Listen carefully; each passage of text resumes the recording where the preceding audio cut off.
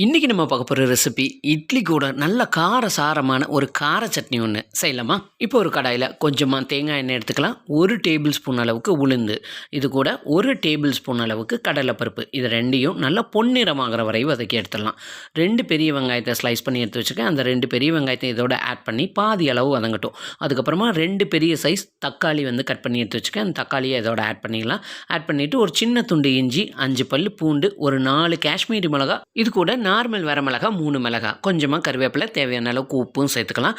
நீங்கள் காஷ்மீரி மிளகா இல்லைன்னா நார்மல் வரமிளகாயை உங்கள் காரத்துக்கு ஏற்ற மாதிரி குட்டி குறைச்சி சேர்த்துக்கோங்க. இது கூட 1/2 டீஸ்பூன் அளவுக்கு மிளகு, அதையும் சேர்த்துட்டு நல்லா வதக்கிட்டு இப்போ ஸ்டவ் ஆஃப் பண்ணிவிட்டு இது நல்லா ஆறுனதுக்கப்புறமா மிக்ஸி ஜாரில் சேர்த்து ரொம்ப வலுவலுன்னு இல்லாமல் குறைப்பாக அரைச்சிடுங்க. அதுக்கப்புறமா ஒரு கடாயில் கொஞ்சமாக தேங்காய் எண்ணெய், 1 டீஸ்பூன் கடுகு உளுந்து, கொஞ்சமாக கருவேப்பிலை, 2 வரமிளகா சேர்த்து தாளித்து இதோட ஆட் பண்ணி நல்லா மிக்ஸ் பண்ணி விட்டுருங்க.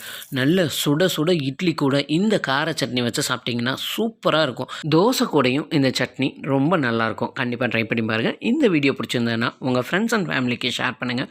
மறக்காமல் நம்ம சுபாஷ் டைம் சேனலை லைக் பண்ணி சப்ஸ்கிரைப் பண்ணிடுங்க.